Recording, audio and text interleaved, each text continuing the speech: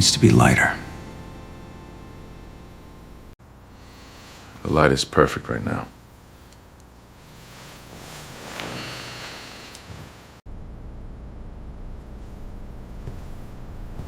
I never expected it to end like this. Sometimes you just need to pause and see what's really there.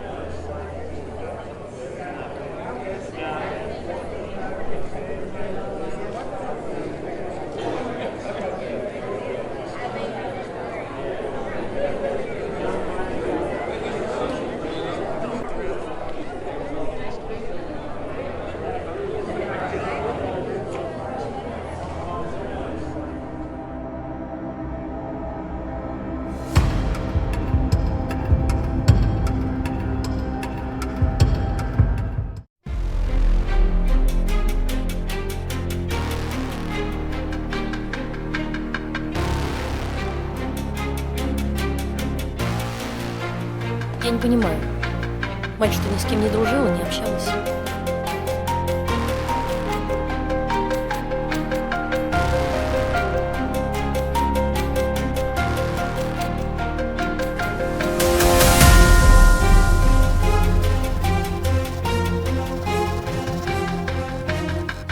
Спасибо, что собрались разделить с нами наше горе. Я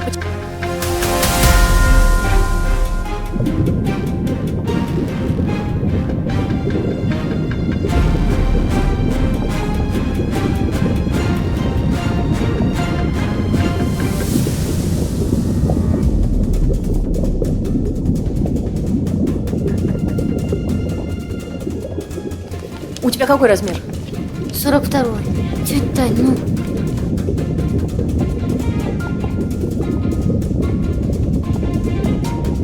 Ну и как там наша милашка-племяшка? Да.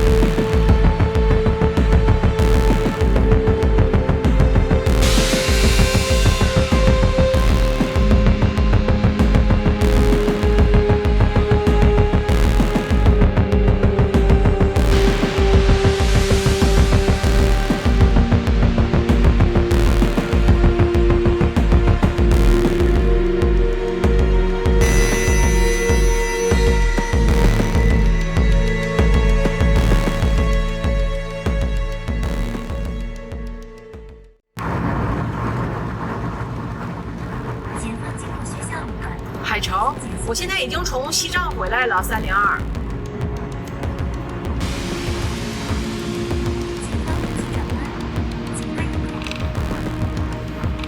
其实都美的，都美的。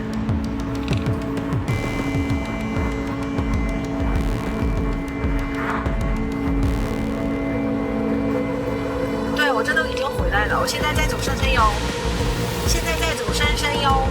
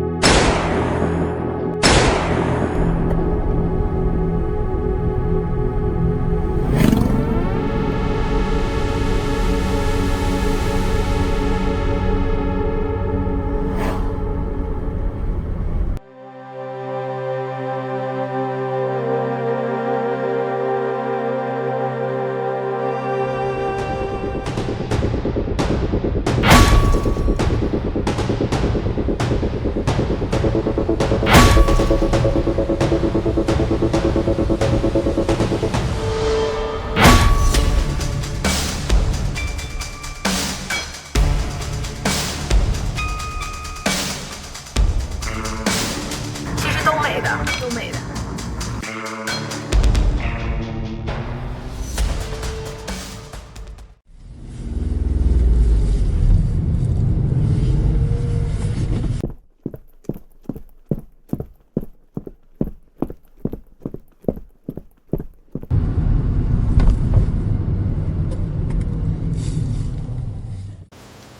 The view is exactly what we needed.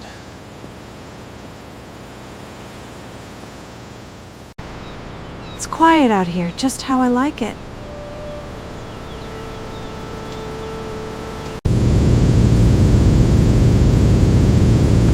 I'll be there in 20 minutes. Hold on, we're close. Hold on, we're close.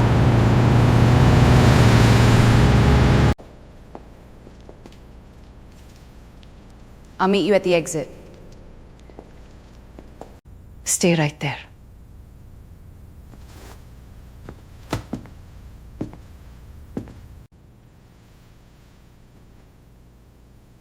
We're running out of time. The light is perfect right now.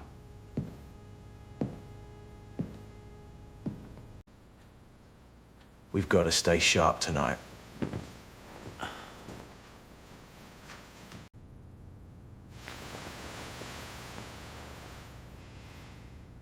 The truth is rarely simple. I never meant to hurt you.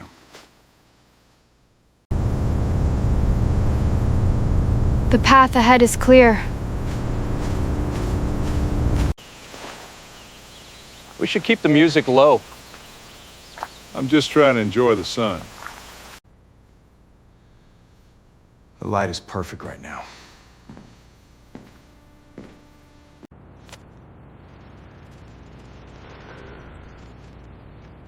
We're ready when you are. The view is exactly what we needed.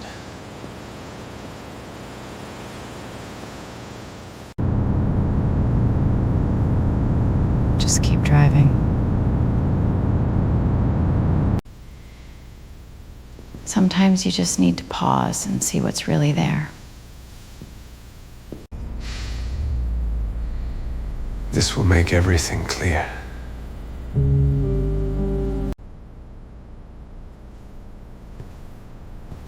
I never expected it to end like this. We need to move before it's too late.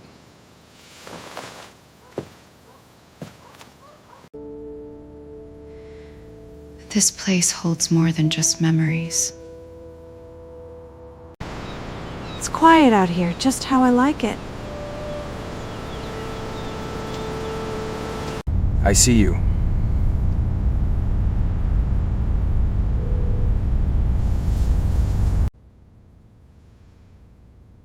The light is perfect right now. We need to keep moving.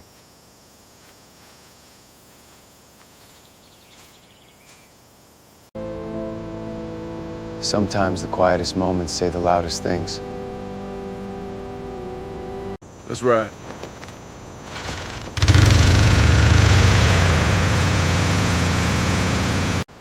It's just like I remembered.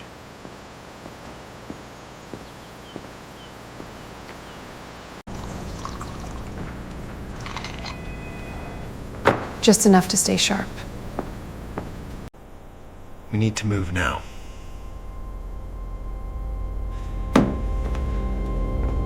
We have to be careful what we say here.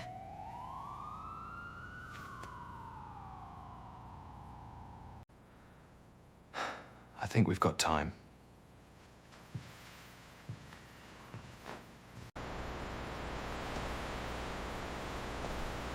Sometimes stillness speaks louder than words. I think I'm finally ready. I never expected it to be like this.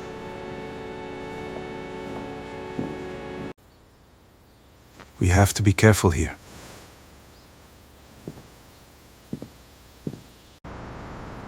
We're exactly where we need to be.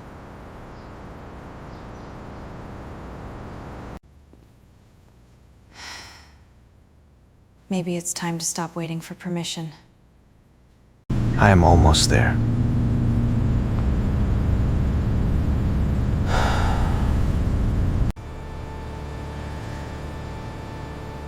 I'm not sure we have much time left. This is the only way!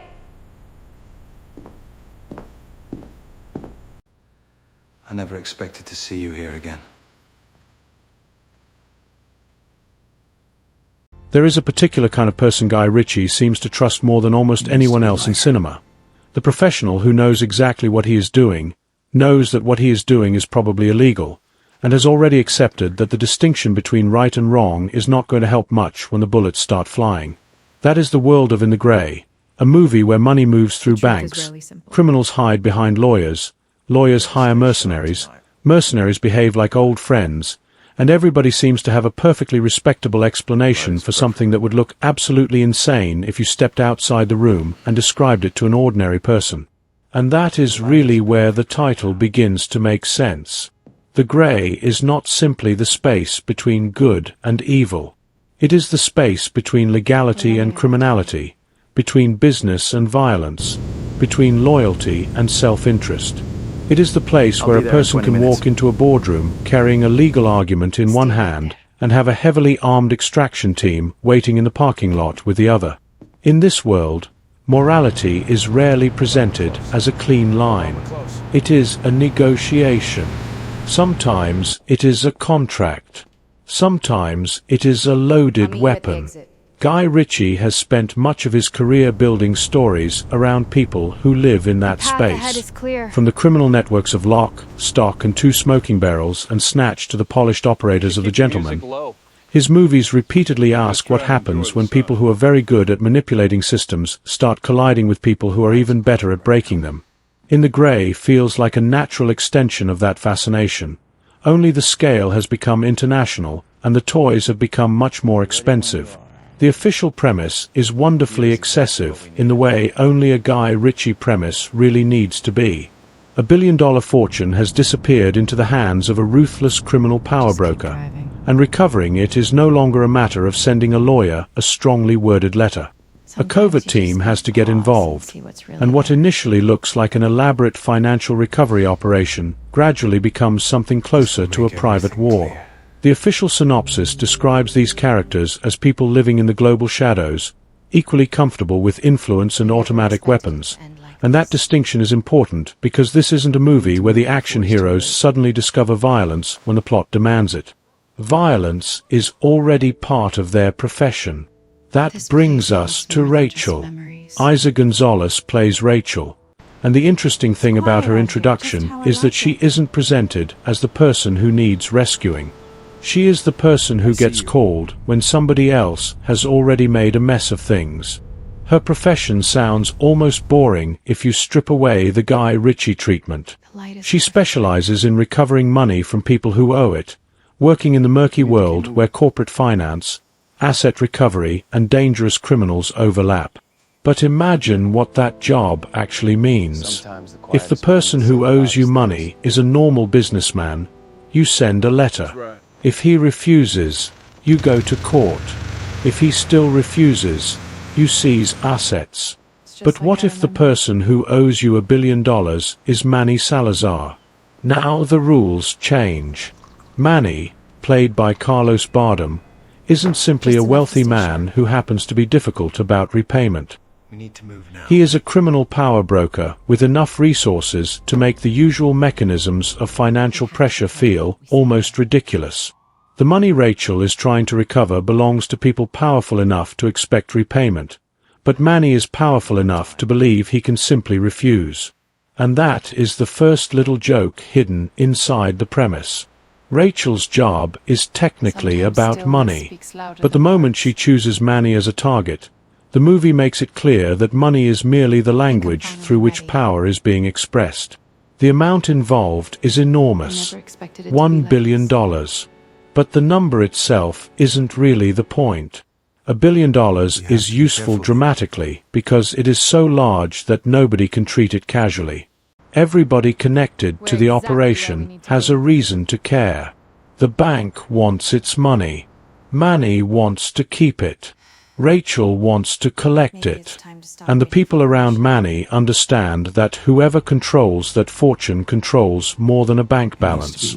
Rachel's client is Bobby, played by Rosamund Pike, a sharp-edged financial executive who represents the corporate side of this strange ecosystem.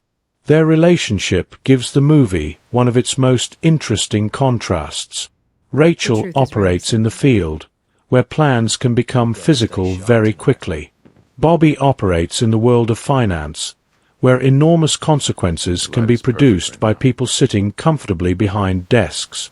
But neither world is particularly innocent. The film understands that a financial institution trying to recover $1 billion from a criminal billionaire is not necessarily a story about good people versus bad people. It is a story about competing forms of power. One side has contracts, lawyers, asset recovery procedures, and financial leverage. The other has private armies, fortified territory, and the ability to make inconvenient people disappear. Rachel sits between those worlds, and she knows exactly what kind of problem she has taken on. That is why Sid and Bronco enter the picture. Henry Cavill's Sid and Jake Gyllenhaal's Bronco are not traditional secret agents. They don't arrive with the polished mythology of government operatives who have official authorization and a clean chain of command. They are mercenary professionals. Their skills are practical. They know how to protect someone, how to plan an extraction, how to handle weapons, and how to turn an apparently impossible situation into a series of smaller problems that can be solved one at a time. And perhaps most importantly, they know Rachel. Their relationship is one of the movie's strongest foundations, because Ritchie doesn't waste enormous amounts of time explaining it. Instead, he lets their behavior tell us what the connection is. Rachel is effectively the center of their little universe. They call her Mum, and there is an unusual intimacy between the three of them. One flashback establishes that Rachel once helped get Sid and Bronco out of an extremely dangerous situation, and their loyalty to her grows out of that history. The film doesn't spend 20 minutes turning this into an emotional origin story. It gives you just enough information and lets the relationship do the rest. That economy is important because In the Grey is not really interested in asking whether these people are good. It is more interested in asking whether they are reliable. And those are very different questions. Sid is the more physically imposing presence. Henry Cavill has the kind of screen presence that can communicate competence before the character has even done anything. There is something reassuring about putting Cavill in a room full of dangerous men. He looks like he belongs there.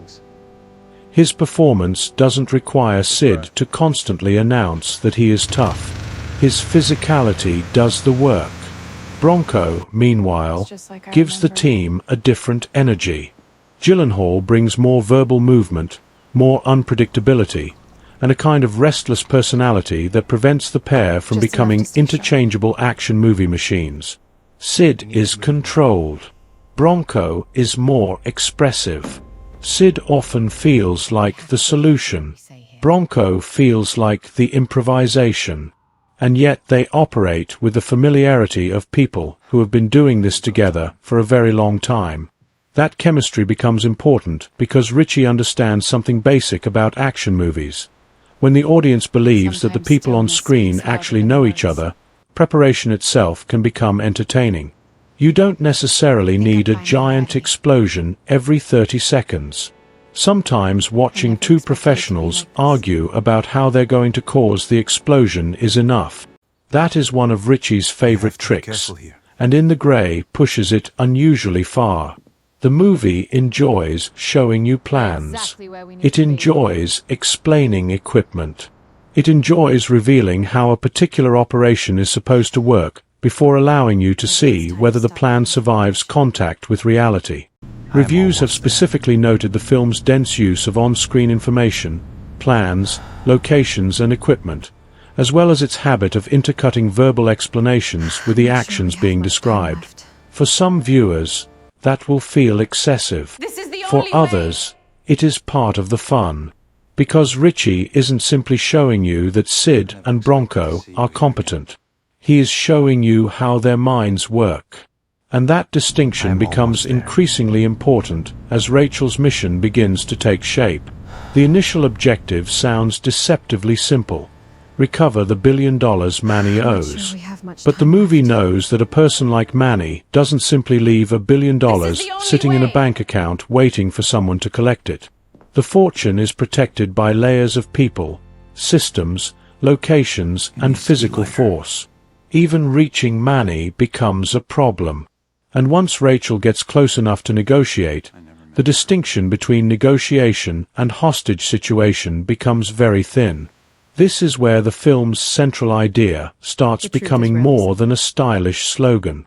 Rachel isn't walking into Manny's world because she believes she can overpower him. She knows she can't. Instead, she uses the tools she understands.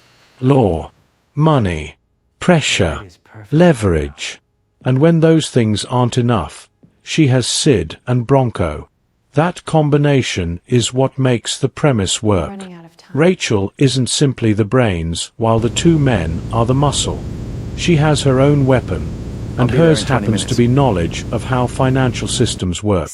Sid and Bronco understand physical threats.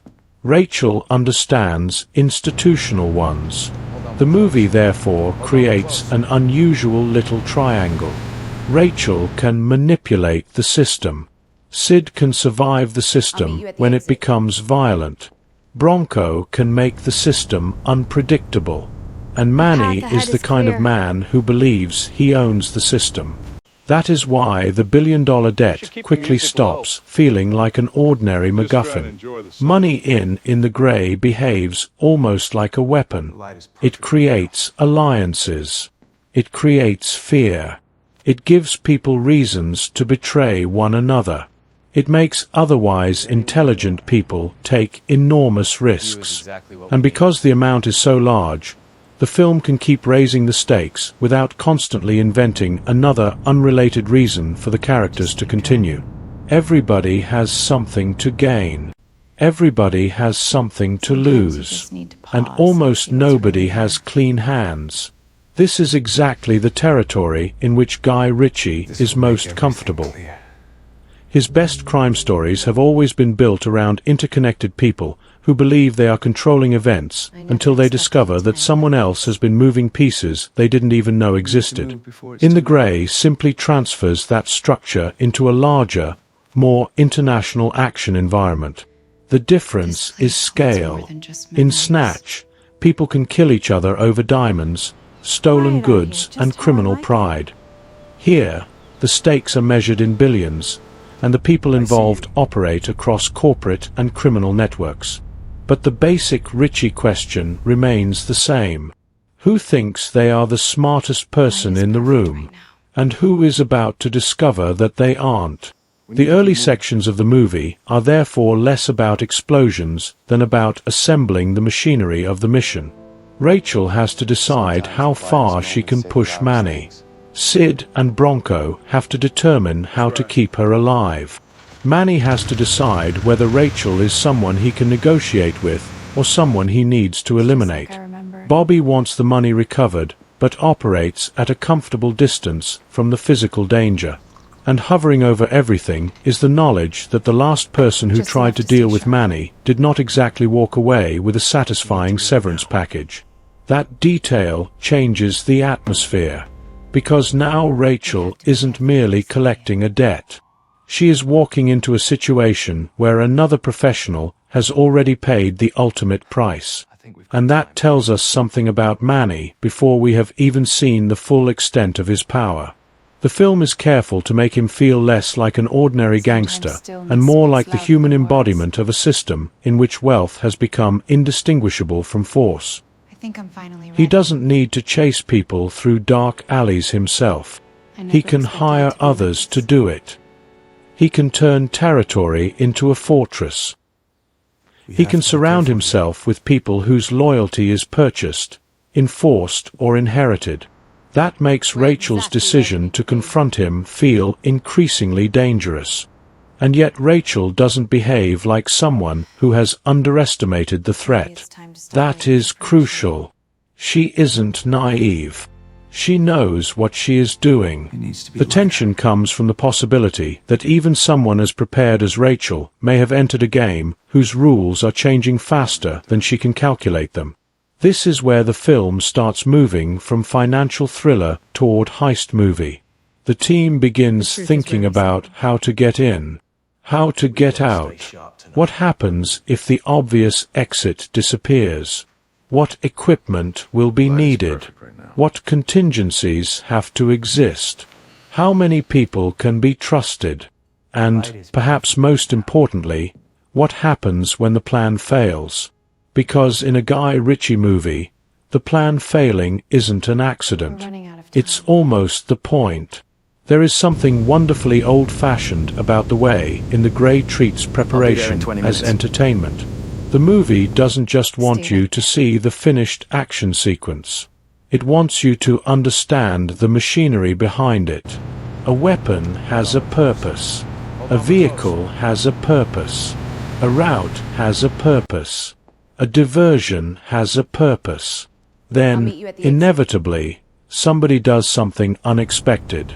And suddenly, all that careful preparation has to become improvisation. This is where Cavill and Gyllenhaal become especially useful to the movie. Their characters don't merely perform action. Their personalities become part of the action. If Sid is the controlled professional, Bronco is the kind of person who can turn a carefully designed operation into something that looks completely insane while somehow making it work. That contrast also gives the film its humor. The comedy doesn't necessarily come from stopping the action and telling jokes. It comes from the absurdity of watching highly trained professionals behave like ordinary idiots for a few seconds, and then immediately become terrifyingly efficient when the situation requires it. It is a very Ritchie balance. Stylish without being completely self-serious. Violent without becoming relentlessly grim.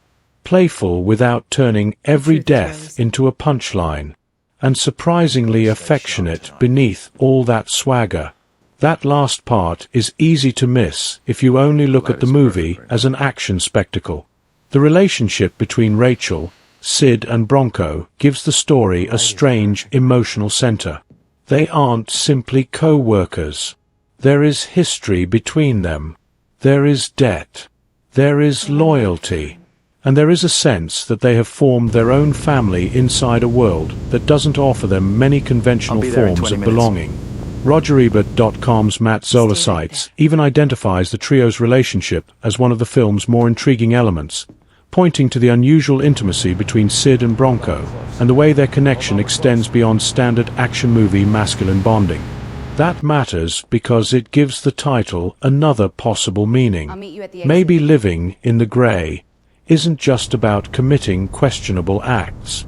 Maybe it is about finding human relationships in places where conventional morality doesn't provide easy answers. Rachel saved Sid and Bronco. They protect Rachel. And now she is asking them to help her walk directly into the territory of a man who has every reason to make sure she never walks back out. So the mission begins with a strange contradiction. The people involved are extremely competent. The plan is carefully constructed. The financial objective is clearly defined. And yet almost everything about the situation suggests that control is an illusion. Manny has the territory. Rachel has the leverage. Sid and Bronco have the firepower. Bobby has the financial authority. But who actually controls what happens next? That question is what gives the opening movement of In the Grey its momentum. The movie doesn't need to pretend these people are heroes. In fact, it is more interesting because they aren't. Rachel is recovering money for powerful financial interests. Sid and Bronco are mercenaries. Manny is a criminal ruler. The people surrounding the money have their own agendas. Nobody has arrived because they believe they are saving the world. They have arrived because somebody owes somebody else $1 billion. And that is about as pure a Guy Ritchie setup as you could ask for. But then the $1 billion problem begins revealing its teeth. What was supposed to be a sophisticated recovery operation starts looking more like a suicide mission. The further Rachel and her team move into Manny's territory, the more obvious it becomes that they are not dealing with a simple debtor. They are dealing with a man who has built an environment where every negotiation can become a trap, and every escape route can become a battlefield. The film's official premise says the impossible heist eventually spirals into a war of strategy, deception, and survival. And by this point, you can feel that transformation beginning. The question is no longer whether Rachel can recover the money. The question is whether she, Sid, and Bronco can survive long enough to decide what the money is actually worth. Because once people start dying over $1 billion, the number itself begins to feel strangely abstract. And that is where In the Grey finds its real tension. The grey area is expanding. Rachel has entered Manny's world. Sid and Bronco are preparing for a fight that may be much larger than the job description suggested. And Manny, sitting at the center of this enormous financial storm, has no intention of making repayment easy. The team may have a plan. They may have weapons. They may have vehicles, equipment, legal leverage, and enough experience to make almost any ordinary criminal think twice. But there is one thing they cannot prepare for. What happens when everyone involved realizes that the mission has changed? Because once the $1 billion recovery stops being a job and becomes a war, the rules that Rachel, Sid, and Bronco thought they understood are about to disappear. The moment a plan starts working, there is always a dangerous temptation to believe that the difficult part is over. That is especially true in a movie like In the Grey, because Sid, Bronco, and Rachel are professionals. They don't stumble into danger by accident. They prepare for it. They study the objective, assemble the right people, choose the right equipment, and work out how one stage of the operation is supposed to lead to the next. The confidence is almost contagious. And that is exactly why the complications hit as hard as they do. Rachel has entered this operation believing that the $1 billion fortune can still be treated as an objective. Recover the money, survive the people protecting it, and get out. But the deeper the team gets into Manny Salazar's world, the more obvious it becomes that the money is not sitting at the end of a straight road. It is buried underneath layers of deception. And Guy Ritchie has always understood that the most entertaining plans are the ones that contain their own potential for disaster. The film's action, therefore, isn't built around characters simply running into rooms and shooting everybody. Much of the pleasure comes from watching the team prepare for an operation that looks impossible, and then seeing how each member contributes something different when the situation begins changing. That is where Rachel's importance becomes clearer. She isn't simply the client who hired the muscle. She understands the financial architecture surrounding Manny. She knows where pressure can be applied. She knows what the money means, and crucially, she understands that recovering it requires more than physically finding a suitcase full of cash. In this world, wealth can be hidden behind accounts, assets, legal structures, and people whose entire careers depend on making ownership difficult to trace. The movie treats financial recovery almost like another form of espionage. Someone has information. Someone else has leverage. Another person has access. And somebody, eventually, has to put all of those pieces together. That gives Rachel a role that is unusually active for an action movie of this type. Eiza Gonzalez isn't simply standing beside Cavill and Gyllenhaal while they solve problems with guns. Rachel is one of the people creating the problems for Manny in the first place. And that matters when the mission begins to turn physical. Because Sid and Bronco are not there to replace Rachel's intelligence. They are there to make sure her intelligence survives contact with reality. This is one of the reasons the trio works. Each person represents a different form of competence. Rachel understands systems. Sid understands force. Bronco understands improvisation.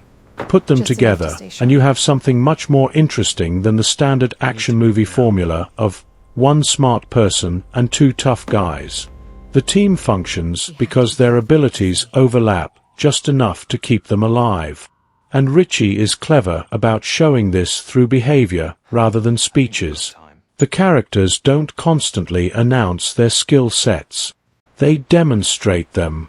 A piece of equipment appears because someone anticipated a particular problem. A route is selected because someone understands the terrain. A weapon is carried because somebody expects a confrontation. A conversation that seems casual may actually be part of a negotiation. The film is full of these little pieces of information, and that density is one of its defining characteristics. RogerEbert.com's review specifically notes the movie's use of text overlays for character names, locations, jobs, equipment, and even smaller pieces of information, all feeding into a story that moves between boardrooms and combat zones. For a 98-minute movie, In the Grey has an almost aggressive amount of information to deliver. But there is a reason for that. The movie wants you to feel like you are watching people who know more about the situation than you do. That creates a very specific kind of suspense. You don't necessarily understand every detail immediately. You understand that the characters understand it. And when they begin moving, you trust that there is a reason. That is a classic Ritchie technique. But here it serves the action particularly well. Consider what makes a conventional action scene exciting. Usually, the audience knows the objective. Rescue someone, steal something, escape somewhere, kill the villain. The suspense comes from wondering whether the characters will succeed. In the Grey adds another layer. It wants you to wonder whether the plan itself makes sense. Will the equipment work?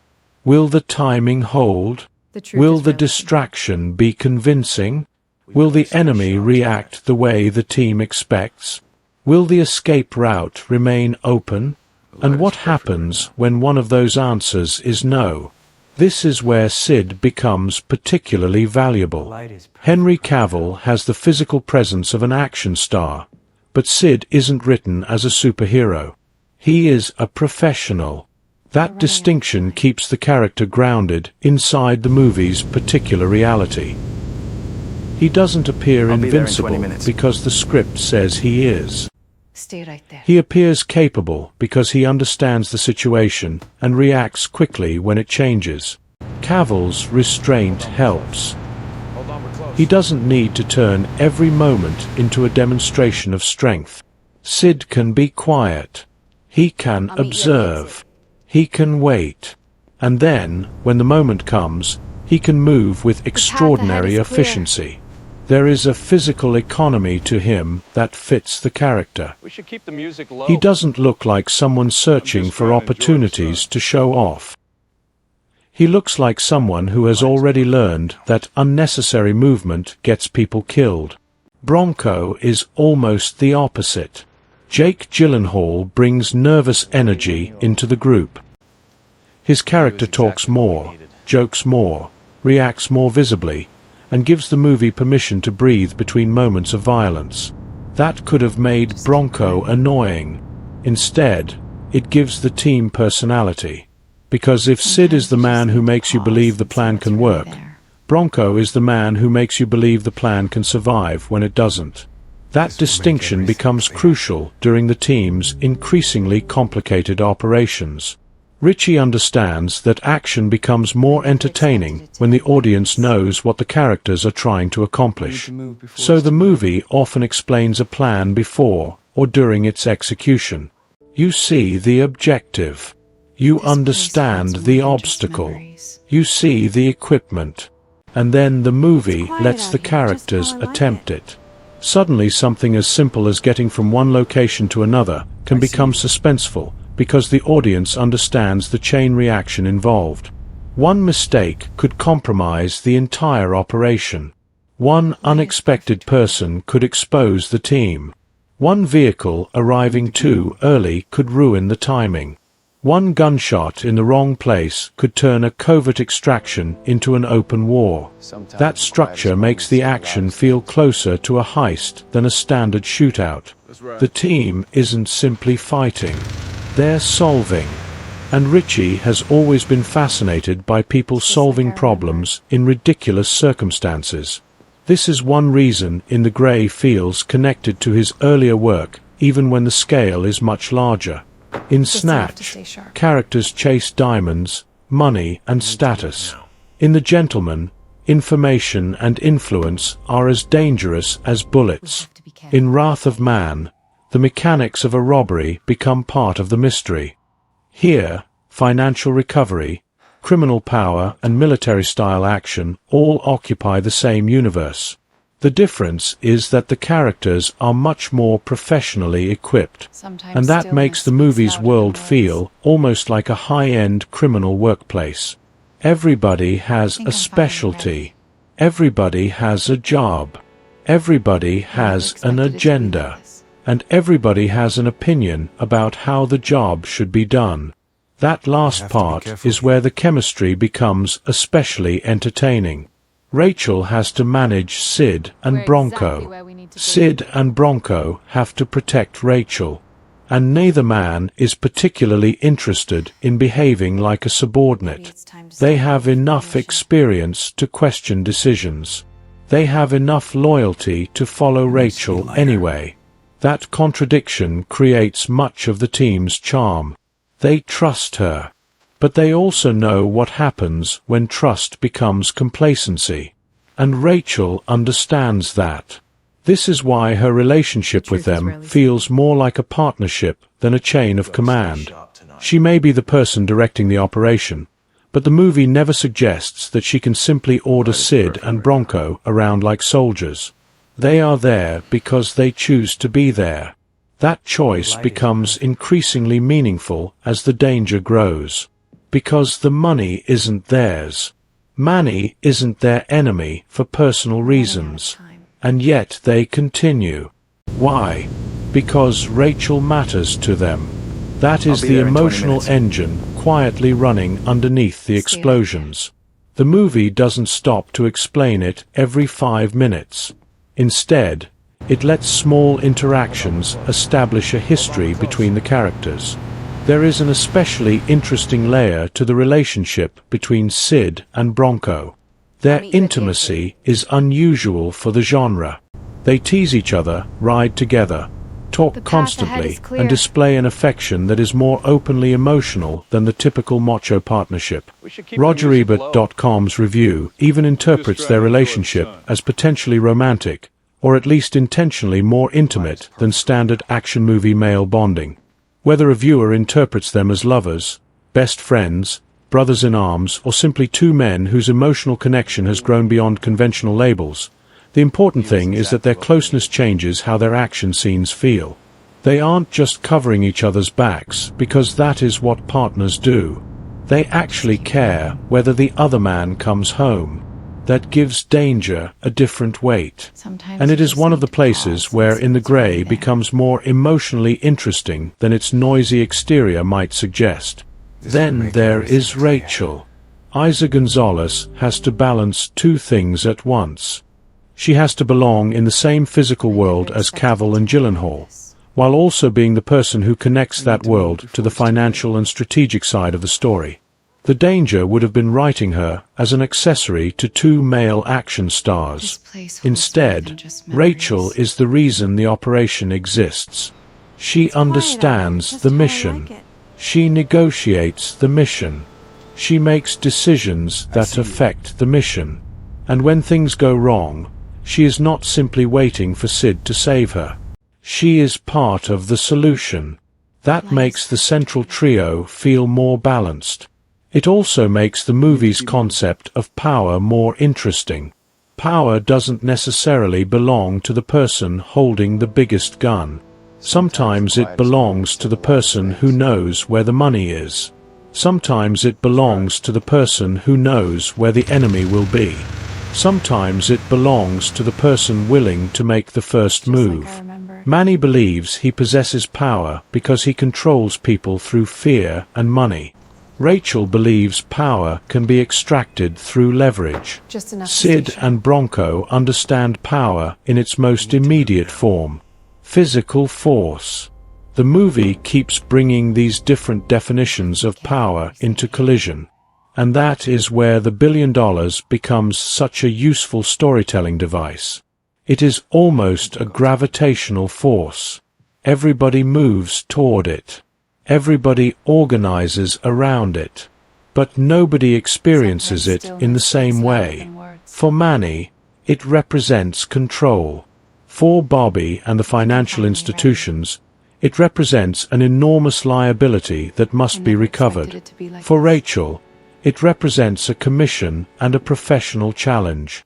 For Sid and Bronco, it is initially just the reason they're being paid to put themselves in danger. And for the audience, it becomes the object around which the movie's entire maze is constructed. The clever part is that the movie doesn't require us to care emotionally about the money itself. We care about what people are willing to do for it. That is much more cinematic. And as the operation develops, Ritchie begins mixing his genres more aggressively. One moment the movie feels like a crime thriller. Then it becomes a heist. Then a tactical action film. Then a dark comedy. Then, without much warning, it becomes an international adventure. The locations contribute heavily to that feeling. The film was shot across places including Spain, Saudi Arabia, and the Canary Islands, with Tenerife among the principal locations reported during production. The geography makes the movie feel larger than its compact runtime would suggest. There are streets to navigate, buildings to infiltrate, vehicles to move, people to track. And suddenly the mission feels less like a single operation and more like a chain of connected problems. That is where Ritchie's editing becomes essential. The film doesn't want to sit still for very long. Information arrives quickly. Characters appear with their own identities and purposes. Locations are established. Plans are explained. Then the movie moves. The editing team, Martin Walsh and Jim Whedon, keeps the narrative moving at a speed that could easily become confusing. Yet the structure is generally clear because the film is constantly telling you what matters. This is one of the biggest strengths of Ritchie's style when it works. Fast editing isn't automatically good editing. Fast dialogue isn't automatically clever dialogue. Lots of information doesn't automatically make a story intelligent. What makes this approach effective is organization. The movie is essentially building a machine in front of you, and then it starts switching the machine on. The result is a strange sensation. You are simultaneously watching an action movie and watching people prepare an action movie inside the action movie. You know what the characters want. You know what they need. You know what could go wrong. And that anticipation creates momentum. Then the movie introduces the first serious reminder that preparation has limits. Manny's organization isn't simply waiting around to be defeated. There are people watching. People who know the terrain. People who recognize suspicious behavior. People who can respond quickly. The team's advantage is professionalism. Manny's advantage is home field control. That is a dangerous combination, because Sid and Bronco may be better trained than many of the people they encounter, but Manny has something neither of them can manufacture: numbers and information. The team can plan around a known threat. It is much harder to plan around an enemy who can keep discovering new things about you. This is where Rachel's position becomes increasingly precarious. She is the person who brought everyone into this. If the mission succeeds, she gets paid. If it fails, Sid and Bronco may die. And the moral gray area becomes impossible to ignore. How much danger is reasonable for a financial recovery? At what point does a professional obligation become personal recklessness? And if Rachel knows that the operation could become lethal, is she responsible for what happens to the people who agreed to help her? The movie doesn't give these questions enormous speeches. It lets the danger ask them.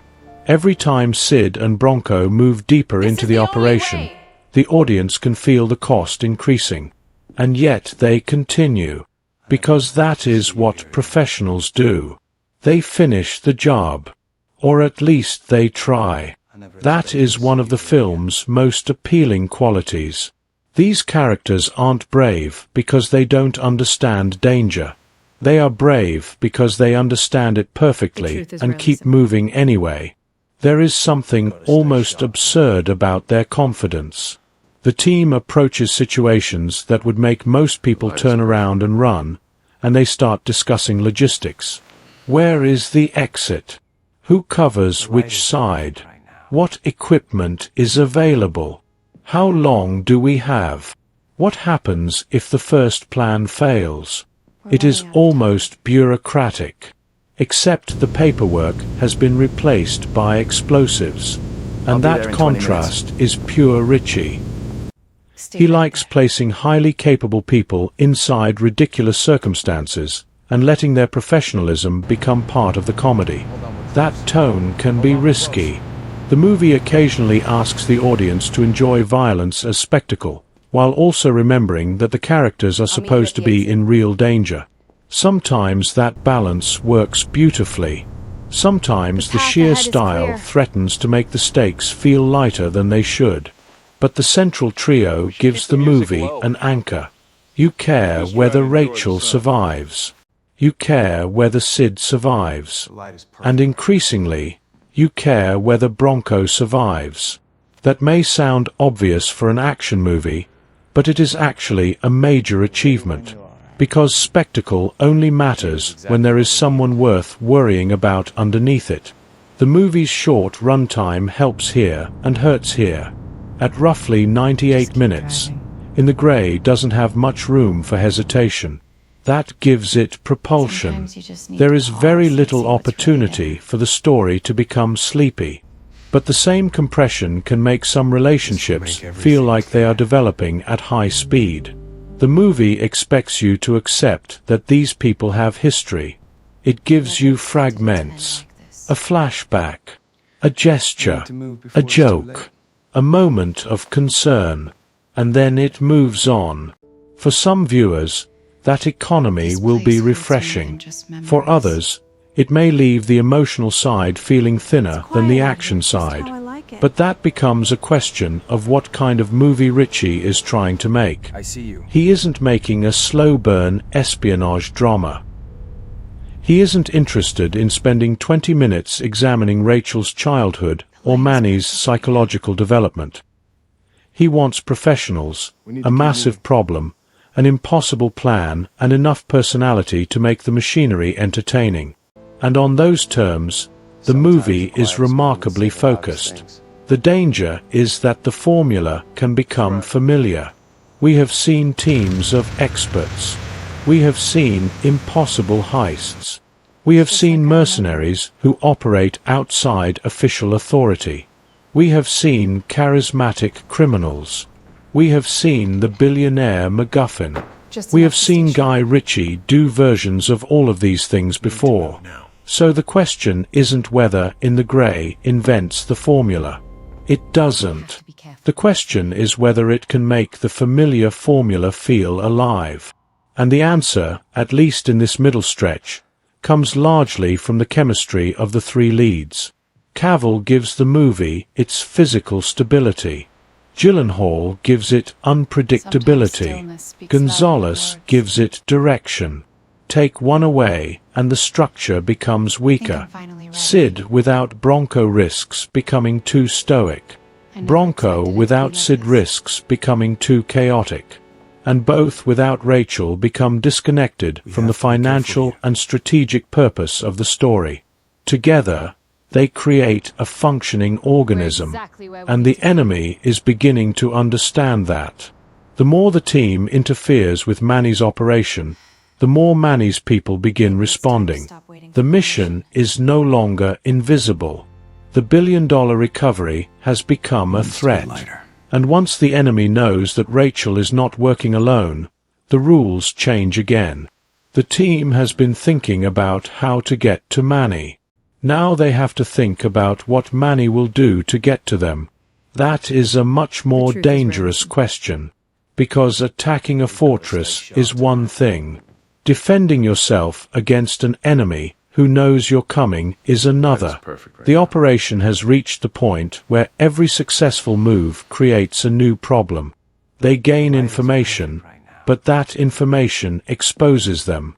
They gain access, but that access reveals their intentions. They eliminate one obstacle, but another appears.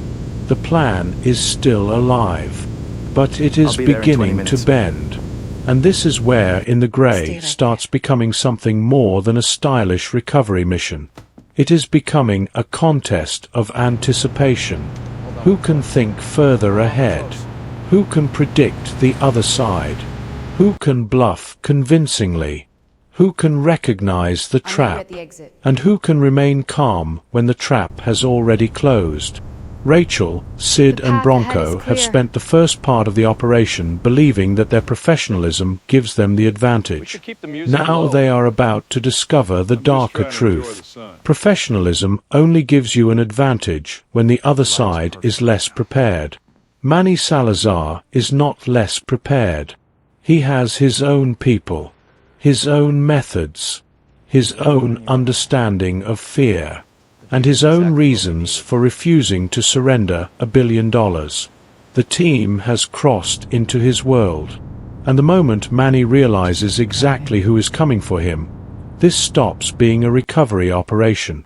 It becomes personal, not necessarily because Manny hates Rachel, not because Sid or Bronco have some ancient grudge against him, but because somebody has challenged his control.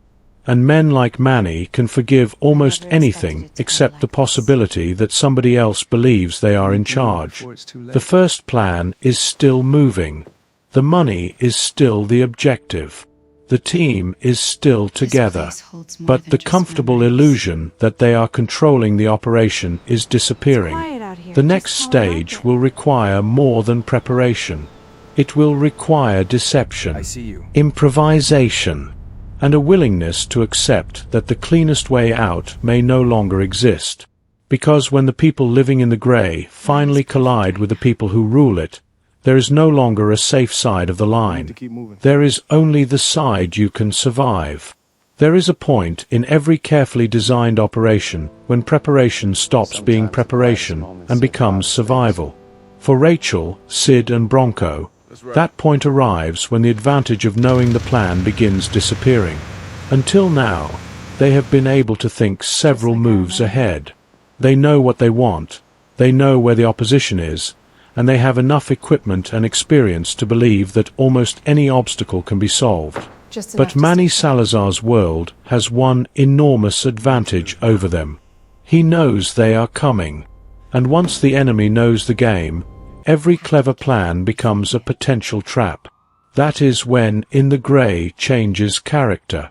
The early sections have the pleasure of watching professionals organize an impossible job.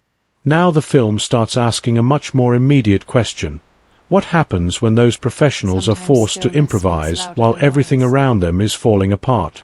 This is where Guy Ritchie becomes most comfortable.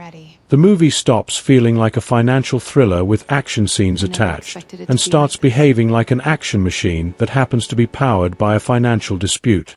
The billion-dollar debt is still the reason everything began, but by this stage, the money almost feels like an excuse. What matters is the contest between two sides that have reached the point where neither can simply walk away.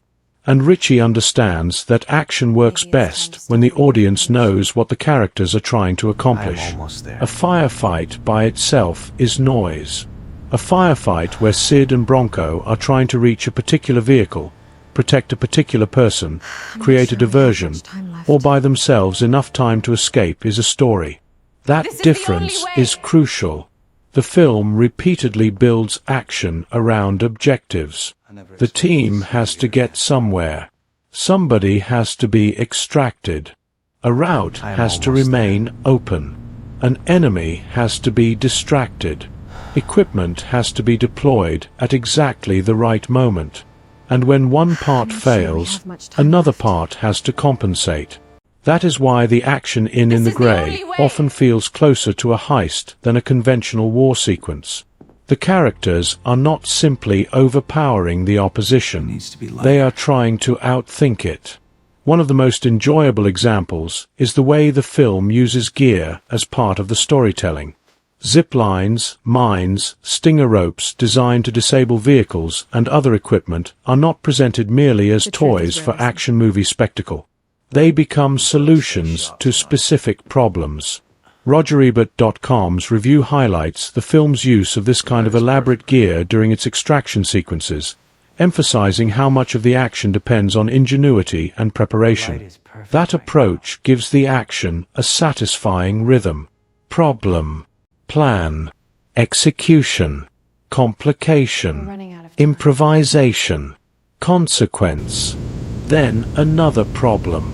It is almost like watching someone play an extremely expensive tactical video game, except the characters are allowed only one life, and that one life rule suddenly matters. Because the people surrounding Manny aren't helpless extras waiting to be removed from the board. They are armed. They know the territory. Some are police. Some are military. Some are private security. And all of them have a reason to protect the man at the center of the operation. That creates one of the movie's most important contrasts. Sid and Bronco are professionals operating in hostile territory.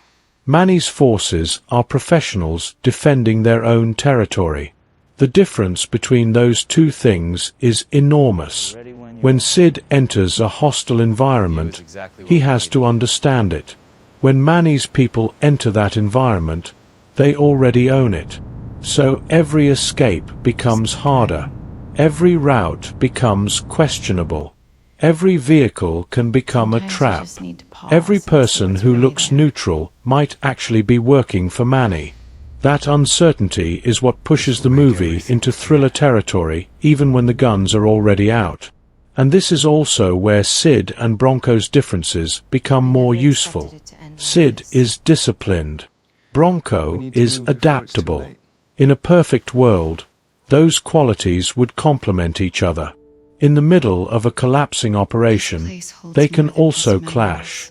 Sid tends to think in terms of control. Bronco understands that control is often temporary. One wants the plan to remain intact. The other is prepared to destroy the plan and build another one on the spot. That makes Bronco dangerous, but it also makes him indispensable. Jake Gyllenhaal plays him with a kind of loose confidence that could easily become irritating in a less capable performance.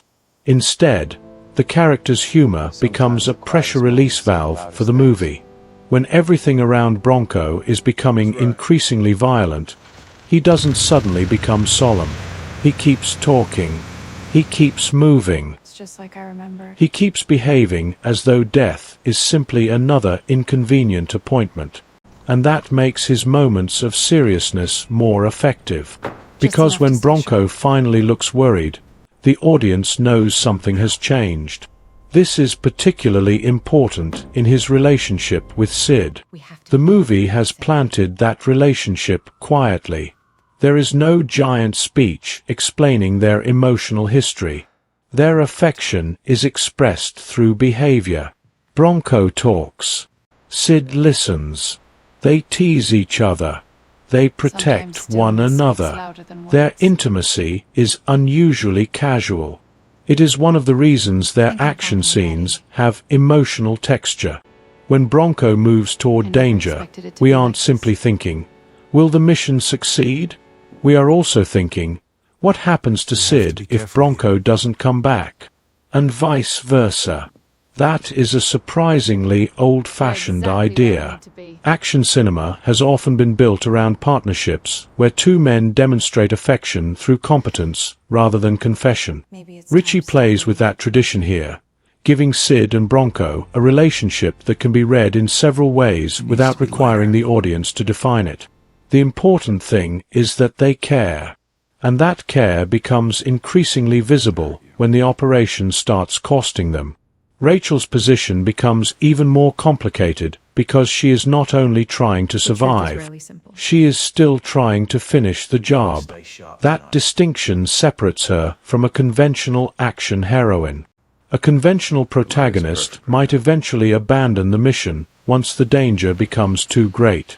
Rachel has every reason to do so, but she doesn't. She continues because she understands what is at stake. The $1 billion is not merely a number anymore. Manny has built his power around it. Bobby's institution wants it back. Rachel has staked her reputation on recovering it. Sid and Bronco have committed themselves to keeping her alive. Everyone has crossed a line, and once you cross it, turning around isn't simple. That is the moral meaning of the Grey. There is no clean exit. Rachel isn't innocent. Sid isn't innocent. Bronco isn't innocent. Manny certainly isn't innocent. But the film also refuses to pretend that everybody is equally guilty. That is an important distinction. Manny uses power to dominate. Rachel uses power to recover money. Sid and Bronco use violence professionally. The movie places all of them in the same grey world, but it does not necessarily say that their motives are identical. This is where Eiza Gonzalez becomes increasingly important. Rachel could have easily disappeared beneath the physical presence of Cavill and Gyllenhaal. Instead, Gonzalez gives the character a controlled authority that keeps her central. She doesn't need to shout. She doesn't need to compete physically with Sid. She doesn't need to prove she is tougher than Bronco. Her strength is that she understands what is happening. And when the men are dealing with immediate physical threats, Rachel is often thinking about the larger game. That difference gives her a different kind of power. The movie therefore has three different approaches to danger. Sid confronts it. Bronco improvises around it. Rachel manipulates it. That triangle is what keeps the action from becoming repetitive. If every problem was solved by Sid shooting someone, the film would become boring very quickly. Instead, Rachel can create financial pressure. Bronco can create a distraction. Sid can exploit an opening. One move creates another. One person's decision makes another person's job possible. And that is why the team works. But the movie also understands that competence has a price. These characters are so good at what they do that they have become almost detached from normal reactions to violence. They can discuss weapons and routes with the same calmness other people use to discuss dinner. That is funny. It is also unsettling, because it raises the question of what kind of person becomes this good at surviving violent situations. The film doesn't completely answer that question. Perhaps it doesn't need to. The answer is visible in the characters. Sid has the emotional restraint of someone who has learned that panic is useless. Bronco covers seriousness with humor. Rachel turns emotional uncertainty into professional focus. 3 different coping mechanisms. 3 people living in the same gray zone. And then Manny's forces begin closing the distance. This is where the film's geography becomes especially important. The international locations are not simply decoration. Spain, Saudi Arabia, and the Canary Islands give the movie a sense of movement and scale, allowing the story to feel like an international operation rather than a conflict contained inside one generic action movie city. Ritchie likes beautiful places, but he also likes destroying beautiful places. A narrow street becomes a chase route. A luxurious location becomes a battlefield. A seemingly secure building becomes a trap. That contrast is part of the movie's appeal. The characters exist in glamorous surroundings, but their profession keeps dragging them into ugly situations. It is another version of the title. Everything looks polished. Everything underneath is complicated. Even the clothes matter to that effect. These people look like they belong in expensive hotels, financial offices, and exclusive clubs. Then 5 minutes later, they are crawling through dangerous terrain or preparing for a firefight. The contrast gives the film its pulp quality. And once the action starts, Ritchie's editing accelerates the sensation. Information appears quickly. Plans overlap with execution. The audience is shown pieces of the operation before the consequences arrive. Martin Walsh and Jim Whedon's editing keeps the film moving at a pace that rarely allows the viewer to settle for long. The danger with this style is obvious. Too much speed can become confusion. Too much information can become clutter. Too many cuts can reduce action geography to fragments. But In the Grey generally understands that the audience needs to know the objective, even when the details are flying past. You don't need to understand every piece of equipment. You need to understand why the characters are using it. You don't need to memorize every enemy. You need to understand where the threat is coming from. You don't need to know every tactical detail. You need to know what happens if the plan fails. And the film is particularly effective when it gives the audience that information and then takes it away. A route that seemed safe isn't safe. A vehicle that seemed useful is compromised. A distraction creates a new danger. A successful escape puts the team somewhere even worse. The characters keep winning battles while losing control of the war. That is what gives the middle section its momentum. And Manny remains at the center of it.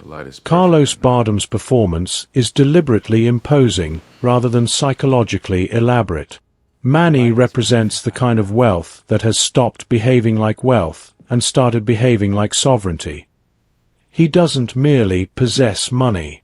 He has built an environment around it. Private protection, loyal employees, political influence, fear, and that makes him difficult to attack directly. Rachel understands this. So does Sid. So does Bronco. The challenge isn't killing Manny.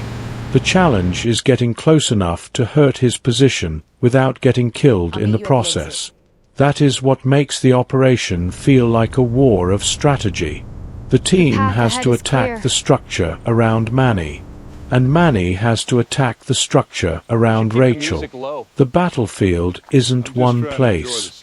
It is everywhere. That makes the movie's action sequences feel connected. A confrontation isn't simply an isolated set piece inserted because the audience has gone too long without an explosion. The confrontation changes the balance.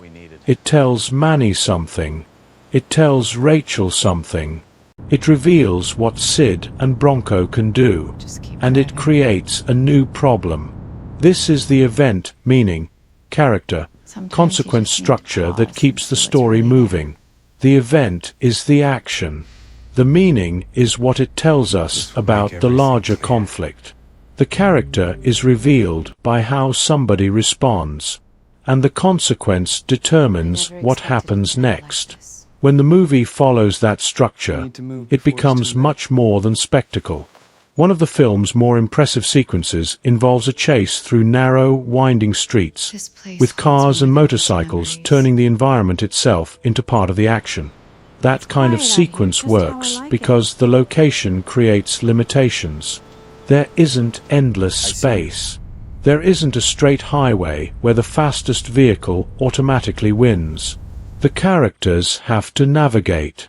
They have to anticipate turns. They have to use obstacles. And the audience can understand the physical problem. The road becomes part of the enemy. This is one of Ritchie's strengths as an action director. He doesn't always need the biggest possible environment. Sometimes a confined environment creates more tension because the audience understands that escape is difficult. A narrow road, a corridor, a vehicle, a doorway, a staircase, a wall.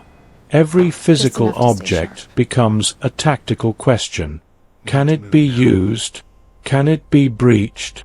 Can it be climbed? Can it become cover? Can it become a trap?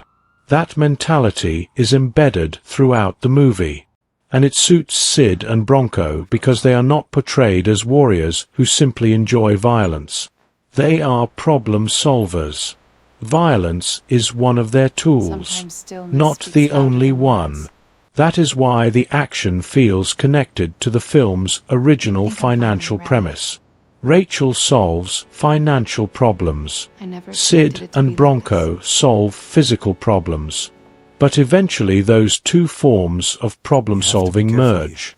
Rachel's financial strategy creates physical consequences. Sid and Bronco's physical actions create financial consequences. The two worlds become inseparable. And this is where the title becomes even more appropriate. The movie isn't merely saying that its characters live between legality and criminality. It is showing that the modern world itself can operate that way. Banks hire specialists to recover money from criminals. Criminals hire specialists to protect money from banks. Mercenaries protect lawyers. Lawyers manipulate assets. Officials can be compromised. And everyone involved can still insist that they are simply doing their job. That is the grey. The action makes it entertaining. The moral ambiguity makes it interesting. And the chemistry makes it human. But there is also a darker consequence. The more successful Sid and Bronco become at eliminating threats, the more enemies they create. Every body creates another person who wants revenge. Every destroyed vehicle creates another logistical problem. Every successful ambush teaches Manny's people something. The team is becoming better known. And that means surprise is becoming harder to maintain. Eventually, the question becomes whether their professionalism is enough to overcome sheer numbers. This is where the movie deliberately leans into its action movie fantasy. Sid and Bronco's team can face overwhelming odds because they are extremely capable and extremely well equipped. The film's opponents may have numbers, but the protagonists have preparation and skill. Some viewers will find that I'll be there in 20 minutes. exhilarating. Others may find it too convenient. That criticism is fair. In the Grey is not aiming for the brutal realism of a film where every gunshot permanently changes the balance of power. It operates in the tradition of stylish action cinema, where exceptionally capable professionals can survive situations that would destroy ordinary people. The important thing is whether the movie makes those victories entertaining. Often, it does. The action is imaginative. The gear is fun. The chemistry is strong. The locations are attractive. And Ritchie knows how to stage violence with rhythm. But the movie's limitations become clearer too. Some of the supporting characters exist primarily to keep the machinery moving. Some of the villains are more functional than fully developed. And because the runtime is so compact, the film doesn't always have the luxury of allowing every relationship to deepen. The Guardian's review similarly noted that the film's plot can become convoluted and that the ending can feel somewhat abrupt, even while praising the chemistry and heartfelt elements. That tension is present throughout the action. The film wants to give you a lot. Sometimes it gives you too much. But when it concentrates on Rachel, Sid and Bronco, the movie becomes much clearer, because their objective is simple. Stay together. Finish the job. Survive. That is all they need to understand. And now survival is becoming the difficult part. The team has reached a stage where there is no longer a clean extraction. The enemy is too aware. The environment is too hostile. The operation has become too visible. The original plan is being dismantled piece by piece. And yet they cannot simply abandon it. Rachel has come too far. Sid has committed himself. Bronco has committed himself. Their loyalty has become stronger than the financial incentive that brought them together. That is the part the movie quietly builds toward. The $1 billion may have started the mission, but the people have become the reason it continues. And that is why the danger finally feels personal. When Bronco throws himself into another impossible situation, it isn't just because he is a mercenary. When Sid follows him, it isn't just because they have a job. When Rachel refuses to walk away, it isn't just because she wants her commission. They have become responsible for each other. That is the difference between a team and a collection of professionals. And Manny's greatest mistake may be assuming they are still just professionals. Because professionals can be bought. Friends are harder to control. By now, the operation has transformed completely. It began with a debt. It became an investigation. Then a heist. Then an extraction. Now it is a war. The team's equipment is being pushed to its limits. Their escape routes are disappearing. Their enemies are becoming more aggressive. And the consequences of failure are no longer theoretical. Someone is going to pay for this. The only question is who. And for the first time, Rachel, Sid and Bronco are facing an obstacle that cannot be solved simply by having a better plan. They have to decide what they are willing to sacrifice. Because the next stage of the mission will not merely test their skills. It will test their loyalty. And when the bullets stop being about money and start being about the people standing beside you, the gray area becomes much darker.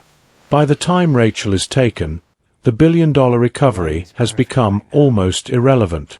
Not because the money doesn't matter. It matters enormously. But something has changed.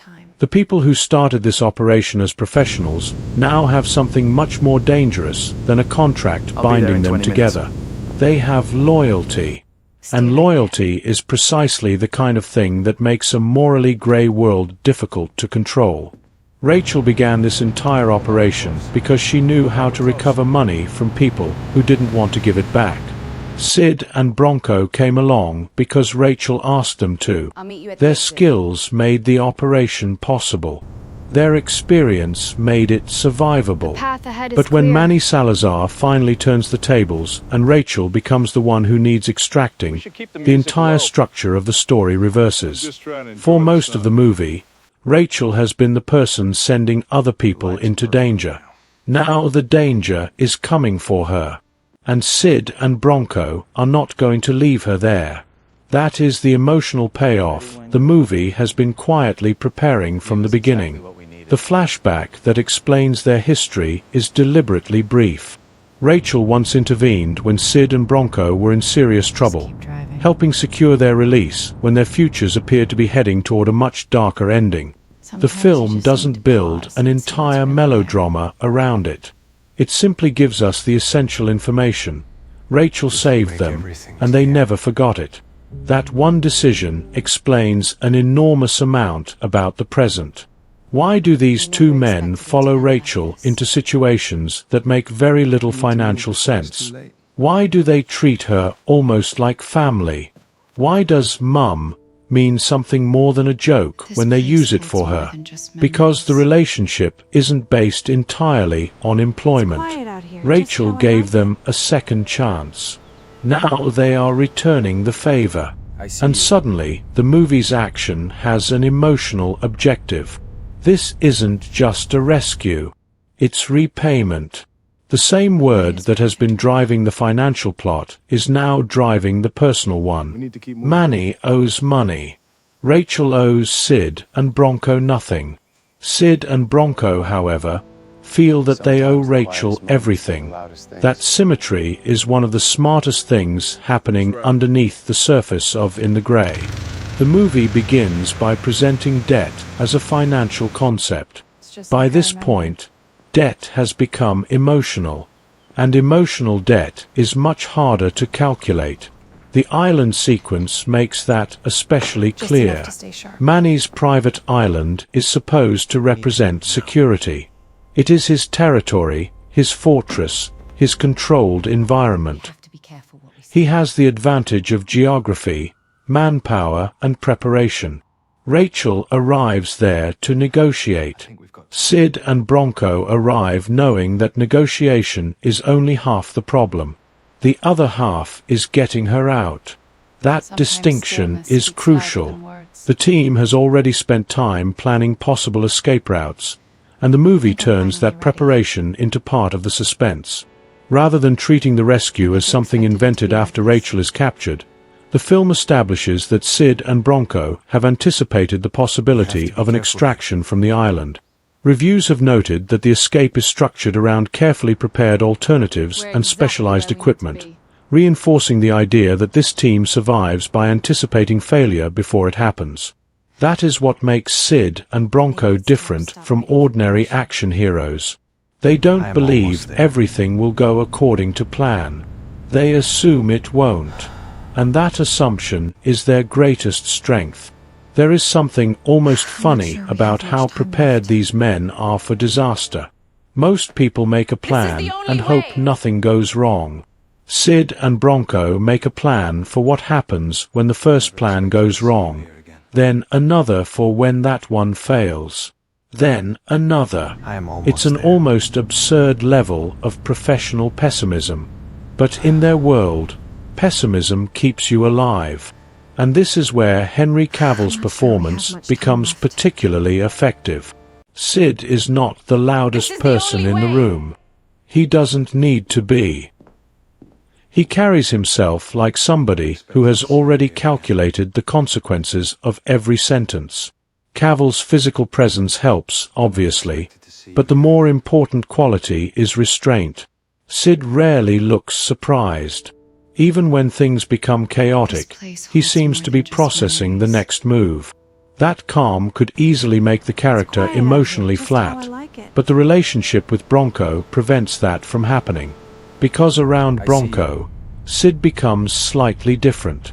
He listens. He reacts. He tolerates Bronco's nonsense. And occasionally, he lets the mask slip. That is why the emotional side of their relationship matters. The two men may joke like idiots, but there is genuine affection underneath it. The film even gives them moments of casual intimacy that are unusual for a conventional action movie.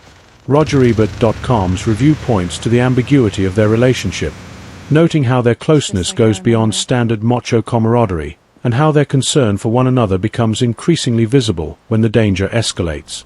Whether the audience interprets that as romantic, deeply platonic, or intentionally undefined is less important than what it tells us about them. They have built a life together, a strange life, a violent life, a life where trust may be the closest thing they have to stability. That is why the rescue matters. Sid isn't simply rescuing a client. Bronco isn't simply completing a contract. Rachel isn't simply another extraction target. They are protecting their family. And this is where Eiza Gonzalez's performance becomes more important than the movie initially suggests. Rachel is surrounded by men who are physically capable of killing their way out of problems. Her strength is different. She has to negotiate. She has to manipulate. She has to recognize motives. She has to understand what people want before they tell her. That skill becomes her survival mechanism. Even when Manny has the physical advantage, Rachel still has something he cannot easily take away.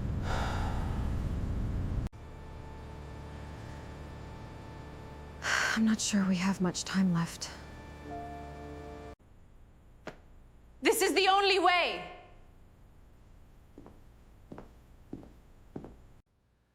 I never expected to see you here again. I am almost there.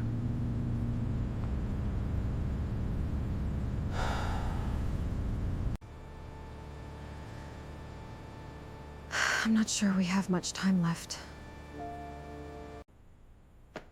This is the only way!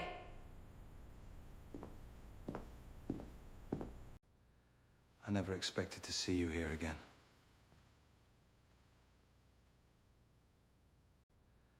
I never expected to see you here again.